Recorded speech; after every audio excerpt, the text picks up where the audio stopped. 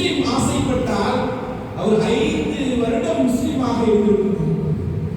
5 வருடம் முஸ்லிமாக இருந்தாலும் வக்ஃப் செய்யணும்னு இவங்கெல்லாம் புது சட்டம் கொண்டு வந்திருக்கிறார்.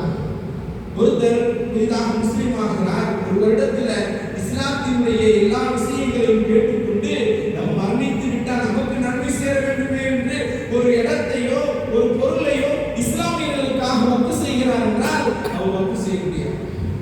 இவர்கள் கொண்டு வந்திருக்கக்கூடிய இந்த சட்டம்.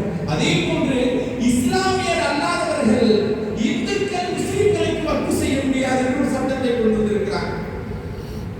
அன்பானவர்களே, முற்காலத்தில் இருந்து இந்துக்கள் இஸ்லாமியர்களோடு இணைந்து இருக்கக்கூடிய பரஸ்பரத்தோடு அன்போடு பாசத்தோடு இருக்கக்கூடிய இந்த திருநாட்டில் இஸ்லாமியர்களுடைய அந்த வக்ஃப்ல எத்தனையோ பேர் இந்துக்களும் கொடுத்திருக்கிறார்கள்.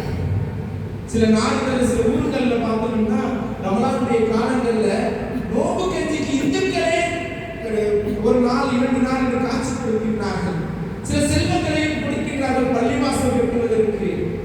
அது கொடுக்க கூடாது, இந்துக்கள் இஸ்லாமியர்களுக்கு கொடுத்து உதவக்கூடாது அப்படின்னு சொல்லக்கூடிய இந்த அரசாங்கம் இந்த வக்ஃபை நிர்வகிக்கக்கூடிய 22 பேர்ல 10 பேர் இஸ்லாமியர் அல்லாதவர்கள் இருப்பார்கள் என்று சொல்கிறார்கள்.